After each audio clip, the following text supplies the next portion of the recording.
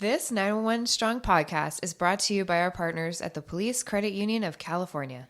As a financial institution founded by law enforcement for law enforcement and their families over 65 years ago, they have the experience and understanding to help you with all your financial needs, including exclusive products designed specifically for law enforcement professionals.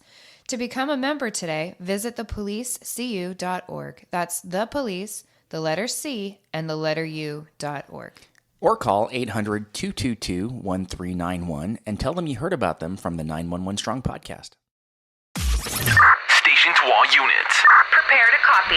You're listening to the 911 Strong podcast. Don't act like I never told you. With Aram and Kristen, bringing you stimulating discussion. No, I like the sound of that. An entertaining conversation. And now, here's Kristen and Aram. Hey friends, welcome back to the 911 Strong podcast. I am Aram Choe, and with me, as always, is America's favorite dispatcher Kristen. What's up, Kristen? Hi, doing good. I don't know if that's the same for 2023. We'll see. We'll see how it goes. You have the reigning title as America's favorite dispatcher. No one's going to take that from you. Okay, we'll stick with that then. How was your New Year's? Uneventful. I worked. Yeah. You had both holidays. I worked, right? and Danny worked. No, I took off for Christmas Eve and Christmas. Oh, okay. But Danny worked Christmas Eve, and then he worked New Year's and New Year's Eve. Yeah. It's different because for the last few years, we've enjoyed having holidays off together as friends. And we even went camping on some of the holidays, but that's different. I mean, we're in different units now, different situations. So the schedule works out better for you guys. Yeah. We miss you guys terribly because we see a lot less of you. I know. It kind of sucks, but it'll change back at some point. Yeah. I think that's the theme for this year, 2023. There's a lot of changes. A lot of families are going through changes. Financially, I'm sure we'll get into that in one of the future episodes when we bring in the CEO of Police Credit Union, California, Eddie Young. But a lot of the families are struggling, not just financially, but with their schedules. Their families are trying to get more creative with activities with their families, especially since like Disneyland's expensive and vacations are expensive. Yeah. So they're doing other things. And people are trying to get new jobs. They are. Yeah, people are leaving this job and others are trying to get in this job. And that's what today's episode is about. A lot of the questions I receive, if you follow me on social media, you know that we've been pushing recruiting at my agency.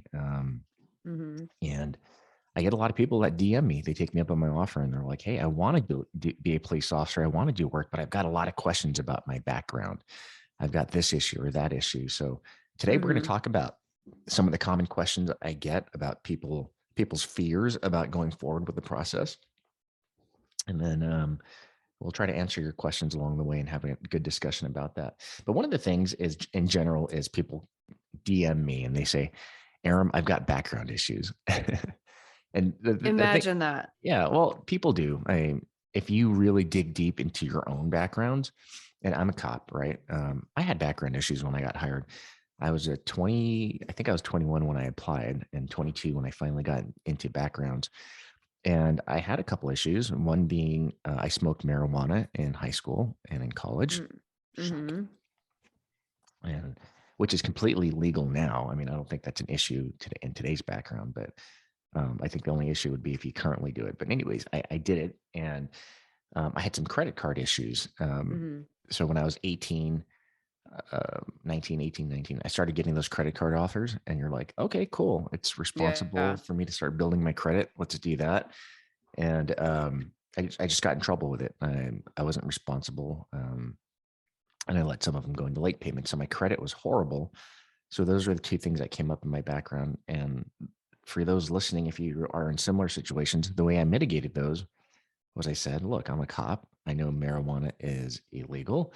And I made a couple mistakes and I'm over it. I haven't done it in a long time and I don't intend on doing it. So that was a non-issue. So that was the honesty thing though, and coming forward with all of it so that you don't deny it and they find it later on when you're doing your interviews or your backgrounds and they talk to other people. And find your out. polygraph, right? Yeah. because it'll come up. And it's a good thing you brought that up, because like I have a friend, Noah, who tried to be both of his brothers, Ben, our recently deceased friend Ben. Him and his twin brother Sam both became police officers, and they were like me. We were best friends growing up, and we all smoked marijuana together, so we had the same issues. But Noah is deathly allergic to any like contaminant, smoke. I remember hairspray, and he would make him sneeze.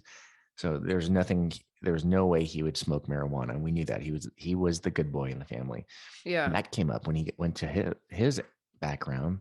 They said that he was being deceptive about that. And he's like, "Are you kidding me?" I'm like, "My reputation is that I don't participate in that junk." And they never Yeah. hired him. So Oh, it's that's important. crap. Yeah. So it's important to just come clean with everything. I think, I don't know what polygraphs. I mean, maybe one day we'll have a polygrapher up here, but I don't think they're 100% accurate, No, right? But no, not I at all. think I think he knew in the back of his mind, because it was so rare for people not to participate in marijuana or be around it. And I think because he was, it may have come up as a deception, because in the back of his mind, he was thinking, yeah, he's not going to believe me. And sure enough, he didn't. Yeah. So, that's something we can talk about later in a little bit. But, with the credit card thing for my issue, I told him, look, I made mistakes. And the thing about it is people can relate to that. There's a lot of families that go through credit card company Yeah. mistakes. And so I said, look, I've taken these steps to mitigate them. I made a payment plan, and my credit's getting cleaned up. And here I am. So I got hired. So today, in 2023, people are going through financial issues, right? Mhm. Everybody's hurting. The economy's hurting. So I think if you came in and said, I have credit issues and financial issues, I think that'll be understood, because everybody in the country is kind of going through that. Yeah, definitely. And I think too, if you come in and also say like you did, I have a plan and this is what I'm doing, or this is what I'm working towards, then it's kind of like, okay, they're problem solvers as well. Right. Because I think that's what we're looking for in this career, right? I mean, we want people that can solve problems. And if you can't solve your own problems, how are you going to go in and try to Mhm. fix situations out in the field? So, it's one thing to have the problem, come clean with the problem, but show what steps you took Mhm. to fix those problems. Because if you come in and say, well, I have these problems, well, what are you doing to fix it? Oh, no. Yeah. Then you're probably, I'm waiting for this job and then I'll figure it out. yeah, it's Yeah, probably no. not going to be, you're probably not going to be suited for this job. Yeah. Right. What I don't know if you had any issues, because you started pretty young when you came in. I got hired when I was 18, so I really didn't have any problems.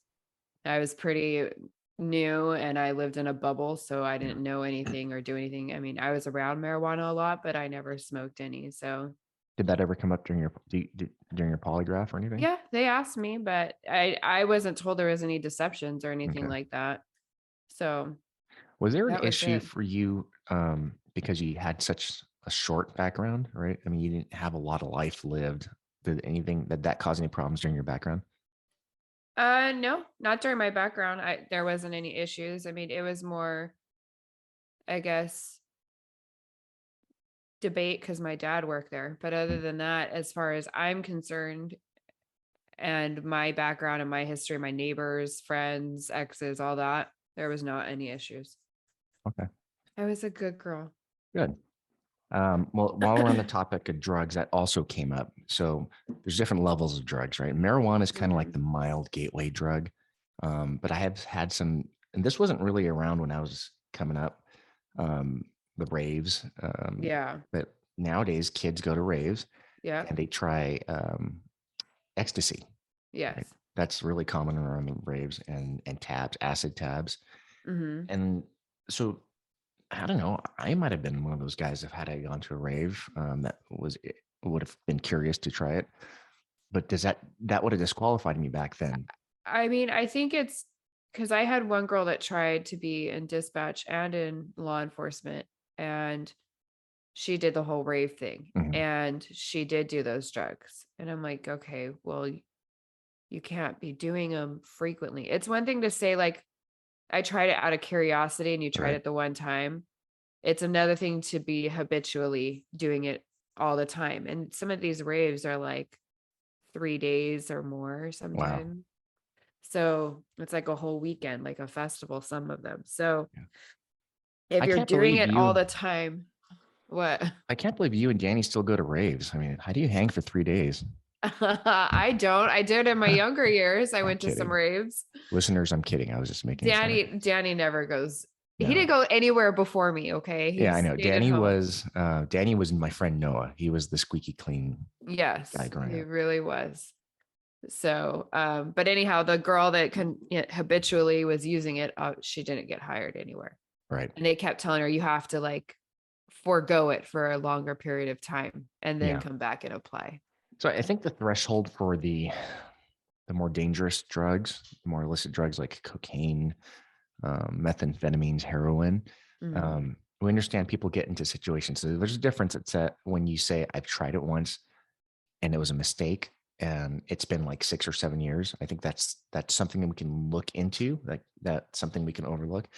But if you say that you were a junkie for a long time, you were addicted to cocaine, you were addicted to methamphetamines, heroin, and even if it's been 10 years and you've been clean, I think that's going to be a bigger hurdle, maybe more of a challenge, because um, trying something and then being hooked on something, those have Yeah. lasting consequences because it Yeah. stays in your system, especially something like PCP. It stores into your fat cells. So it can be years and years before it completely leaves your system. And we can't have that. So, Mhm. Yeah. yeah. Anything else on drugs? No. Okay, here's one that's right up your alley. It's fitness. Um, I say that for those of you that don't know, Kristen was It was up my alley. It's coming back around. Yeah, Kristen. I was gonna say you look great, by the way. Have you done something different with your hair? Yeah, I cut it. You did? I can't because you have it Yeah, back. You have it back I tied. So know. I don't I know know how you're short it being is. sarcastic, but actually I just got it like No, cut I saw and it was touched up. done. I Yeah. saw your story the other day and it was done. I don't know if it was cut. Yeah, it cut and got color. It's all right. I know guys don't really notice that stuff, but I just got done telling you I noticed. I saw you're your being story. sarcastic. I know you. No, I saw your story. You were in your car and you said thanks to whoever did your My girl Tommy. Yes. Okay. Okay. But anyways, back to fitness. Yes. Fitness, Miss. I don't know what your Fitness. title was. I think you took your trophy home, but Kristen won first place in a fitness competition. Yeah. It was for women over 50, and I don't even know what category it was. It was bikini, I think. Yeah. I think it was bikini. Yeah. Yeah. But anyways, some people have fitness challenges, right? And some of them are real simple. It's when they ask me, when they tell me, like I had one guy tell me he's 5'9", 180 pounds. He's not going to meet the height weight scale. It's a stupid old scale. Yeah. But he's going to have to pass the fat caliper test. So if you don't know, some agencies still go by the old standard. When you can look it up on the internet, it's a height weight scale. So I think for someone that's 5'9", you can't be more than 175 pounds. Which is ridiculous. Yeah. So for him, I'm like, just lose 5 pounds. And his answer to me was, it's the hardest 5 pounds I've ever had to lose. And I'm like, well, this career is going to be forever. You're going to have to do what it takes to lose those 5 pounds. I don't care if you miss a meal or two for a week. I had to. So when I was coming up, I'm 5'7.5", and I was 195 pounds. So I'm like 30 pounds over the scale. But I was as lean. I mean, you saw pictures of me when I was in college and stuff. I was really lean. I'm just really dense. I have heavy bones. I don't know. So my background investigator was reluctant to push me through. Funny story. Her name is Margaret Mountain. She was my background investigator for the sheriff's department. She was fat. She was a turd, excuse my language. But she tells me, I'm sorry, Margaret, if you're listening. Margaret was mean. I didn't Margaret. Like her. And I was stuck with her. You don't get to choose your background investigator. I was stuck with her. And I think she felt like I was stuck with her. But she tells me, you need to lose some weight. I can't continue because I don't want you to go to your medical and you're not going to make it. I'm like, I'm going to make it. I went to GNC. I took the fat body test. And I think for men, you have to be under like 20%. And I was like 15%. I was a runner. I lifted weights. I was super lean. And she's like, well, I used to be a bodybuilder. I know you can't tell, but I'm an expert in um, body composition. And I'm like, bodybuilder? Wait, what happened? Did you eat the bodybuilder? Um, so I'm like, okay, I'm just a kid. I'm like, okay, well, you know best. And she's like, you're gonna have to lose 20 pounds. I'm like, all right. Well, I'm a guy and I was young, so I can lose like Mhm. 20 pounds in a week. Yeah, you guys can sneeze and it falls off. Yeah. So I Yeah. literally do it like in 2.5 weeks, and I call her. I'm like, hey, I lost the weight. She's like, no, you didn't. I'm like, I did. She's like, I'm an expert in body composition. I'm Yeah. like, okay, look, you want me to step on a scale? This is what I did. Well, I'll Yeah. move you forward, but I'm just letting you know this is on you. And if you go to your medical and you don't pass, this is on you. You can't blame me. I'm like, sign me up today. I'll go in right now. Yeah. So it's like a week later, I go in for my medical, and I can step on the scale, and they're okay. Well, go and take off your shirt. We're going to put the fat calipers on you. And she's trying to pinch and put fat in there, and she's having a hard time grabbing it. And I'm good. I'm like at 15%. And so that wasn't an issue at all. But that's something that some of our people encounter. And my answer to that is to Mm. do what's necessary. Yeah, Diet and exercise. if you want it that bad, you'll do it. It's just That's you what have I'm to want it thinking. that bad. And Yeah, that's what no, I'm it's thinking. true. I mean, for most people, if they're already sitting at a weight and they're close by, I mean, like simple things you can cut out, like, okay, then cut out like soda. Right. You're automatically going to lose a ton of weight if you cut out soda or cut out beer. Yeah. Ton of weight if you cut out beer. Right. Just little things, or even salad dressings. Don't put on your salad then. Like just do little things or split your meals. Right. You can get It'll fat come off. later. Just Yeah. get in shape for the academy. I mean, clearly look at most cops. Sorry, but it's true. There was an FBI statistic from 2014, and it back in 2014 it said 8 out of 10 cops are overweight. Mm-hmm. Fast forward to 2022, they did the same survey, and what do you think the difference is? I wouldn't think much. Absolutely nothing. 8 out of 10 cops are overweight. Yeah. Now it qualifies it by saying overweight is based on the standard of the height weight scale. So that it's a little off. And then there are some people that are just a pound or two overweight, and they get checked Yeah. into that category. So, I mean, yeah, the job's stressful, and the job has odd hours. So you're eating at all hours of the day. Yeah. So it's not conducive to, but Yeah, for me, it's not the norm at all. You right. can't compare it to normal people, I guess. And let's go back into history. I don't know if you remember the first day you and I met. I do. It was Team 7 briefing. It was Sergeant Rainier, Steve Rainier. Mm-hmm. I was sitting facing the back wall. So my back was towards the door. I was a new guy. And you sat right next to me. I remember you didn't sit on a chair normally. You kind of kneeled on it and then sat on your legs. That's when dispatchers participated in briefing. When we were included. Right. And you sat right next to me, and we never said a word, but who knew that years later? I'm so sorry. No, we didn't know each other. I was a new guy. Yeah. And then, but you and I just happened to be on the same teams. I think we just ended up on weekends for our entire career. So over time, when I'd go back to dispatch for random things, you and I developed a friendship. But when that first time we met, I was 175 pounds. I was tiny. Yeah. We started having kids, my wife and I. And then I think by the third kid, I was 215 pounds. I went through I went through different uniform sizes and everything, but I don't know if you remember that, but it was kind of like when I was on the same Team 6 with Randy Marsh and your husband. Yeah. I remember you're a little bit thicker. I was a lot thicker. And then, I don't know, when did I start figuring it out? Maybe 5 years ago. I started figuring it out. I did no, actually more than 5 years ago. It was 8 years ago now, because I started right on when I moved to this house. I was going through some physical stuff. So I went to a doctor and got my hormones checked, and turned out I had low testosterone. So I got my testosterone fixed, all my other hormones and stuff fixed. And that's when everything started clicking. And then I figured out how to eat and adjust for crazy schedules. Cause I promoted twice during that time.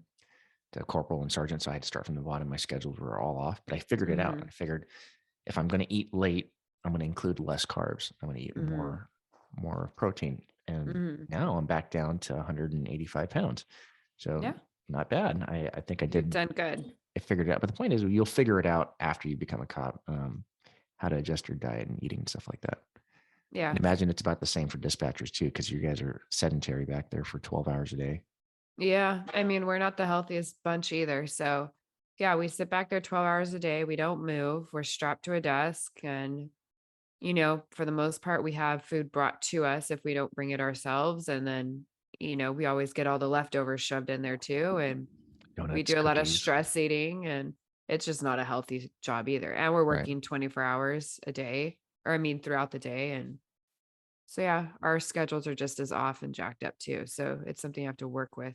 And I remember like when you were strict with your diet, when you meal prepped and everything, the other thing Yeah. that you did was because you guys have a kitchen, a full blown kitchen back there.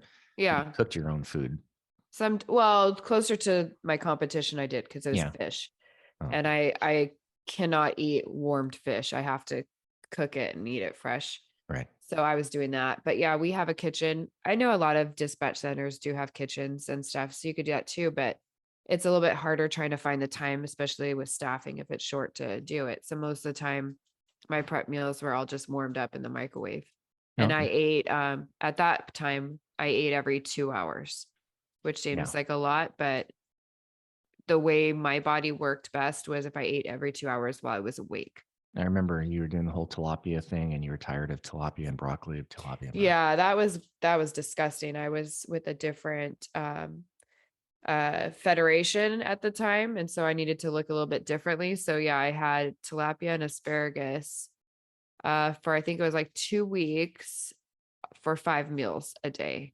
Yeah. So I You will could no not hang longer out. ever eat that ever again. Back then, nobody wanted to hang out with Kristen because she was so gassy with all the asparagus and I cabbage. was not. Oh my gosh. She's like, I was depleting. That's what it is. So I was yeah. No, depleting. I you was were getting all my water weight out. I looked super lean. anorexic.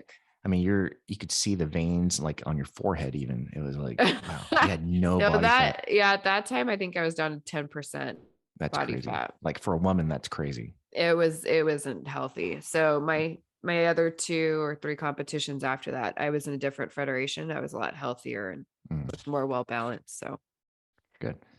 Well, I guess for people entering the career, the point is do what it takes. I mean, get with a meal plan if you need to. There's plenty of information available on the internet. I've never had a personal trainer. I just kind of went off of information that I got from my friends, what worked for them, and what I found on the internet.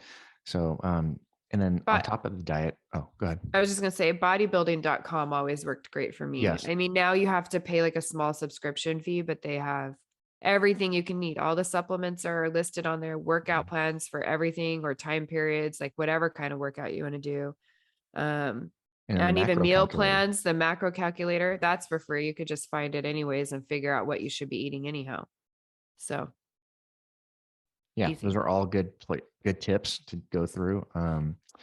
I didn't have that information back then. I think the only internet back then was like AOL. And, the dial up and everything. Yeah.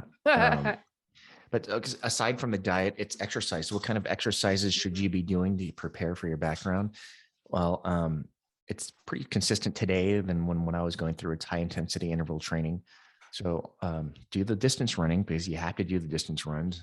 I would say if you can't run 3 to 5 miles at a 10-minute mile pace, then you need to do some work. And by the time you get to the academy, you want to be able to run 5 miles at a 10-minute mile pace. That's a standard. And if you can get faster than that, I would get faster than that. But high intensity interval training with body weight exercises. So what I did was I went to my local track by my house. And I would do like a half a lap, get back onto the field and knock out like push-ups. Then after the push-ups, I'd get back on the track, finish another half a lap, get back in the field, and I do some sit-ups. Get back on the track, finish a half a lap, and I do mountain climbers. It's basically getting your heart rate Building moving. endurance. Yeah, at a high pace interval. And you're winded. I mean, when I first started, I made myself throw up, but that's all the stored lactic acid in your body that just is like all the junk that was stored in your body coming out. Yeah. but needless to say, by the time I got to the academy, I was super fit. I was ready to go. There was only a couple things that I needed to do that I really didn't work on. And I'll pass that information on to you guys because it helped me out. But I ignored pull-ups. I didn't really have a place to practice pull-ups. Mm-hmm. And I figured I was a kid. I could climb fences, but there's a technique to it, to climbing fences. It's one thing to climb over like your neighbor's fence, but there's like an 8-foot wall. And when you're only 5'7", figuring out how to get to the top of that wall is a little different. You've got to actually climb. Yeah. You have to do a running start, get your foot up there, and then kind of leap up top, hang on with your fingers and get one of your feet over. And I say that because our women in the academy struggled the worst with that because they lack the upper body strength. Mm-hmm. So one of the techniques is instead of trying to pull yourself up just with your like in a pull-up fashion on top of the fence, what you really want to do is get up, hang with your your hand strength, and then flip one of your legs up top next to your hand. So for me, it was my right leg that went next to my right arm. Mm-hmm. And so now I had 3 things to pull up with. I had my legs to pull up with and Mm-hmm. my arms. And once our females were taught that technique, none of them had an issue climbing the fence. With pull-ups, that's just something you have to practice. You have to build. So if you were like me and you're horrible at pull-ups, what I would do is something called negative pull-ups to build my muscle memory and strength. I would do whatever it takes to thrust or climb to get to the top of the pull-up. And then I would slowly let myself go and come down. Mm-hmm. And eventually what that did was when I went to finally just do regular strict pull-ups, it got so much easier. And I think for the academy, you need to do 10 or 11. So try to get to 15. Mm-hmm. Try to get to more than what the standard is. So that's what I have to say for fitness. Anything else you want to add? No, I mean, if that's really what you want to do, I mean, it's just an hour of your day, every day training like that. Yeah, that's a good way of putting it because you're right. It is about an hour. That's it. I mean, if you want to put in more time, then by all means, but I mean, at least an hour, at least an hour. All right, we're running out of time, but I just want to quickly rush through these couple of other things. College, people ask me, do I need college? You don't need college unless it's an agency that requires college. Mm-hmm. But LAPD, LA sheriffs, they don't require college. Some agencies do. I believe Newport Beach does, some across the country. So if you are interested in going into an agency that requires college, then sorry, you got to get college. If you don't have college and you want to be a cop, go sign up to an agency that doesn't require it. But I will tell you, the candidates that do have college get a half a point or a point higher on their score. So that's a consideration. Yeah. The more you bring to the table, the higher your points will be. Yeah. Crazy exes. Some people have messaged me about crazy exes. It happens. It's just what you did when you found out you broke up. And some crazy exes go so far as to accuse them of crimes like domestic violence or child abuse. And you've just got to go out of your way to mitigate that, show all the evidence showing that that was completely just a scorn ex-person. Yeah. And that you didn't contribute to it. Right. Or egg them on. Right. So this is one I want to spend a little more time on because this was fresh. I actually had a phone conversation with someone from Instagram. He's currently a security guard now because he voluntarily quit from his agency. It's a neighboring agency of ours. Okay. But while he was on phase training, he couldn't pass a shooting qual. This agency does monthly shooting qualifications. Oh, wow. And he couldn't pass one of the months. So he obviously was good enough to pass the academy, was good enough to pass the 2 previous months he was on training. So he was on his 3rd month of training and he couldn't pass.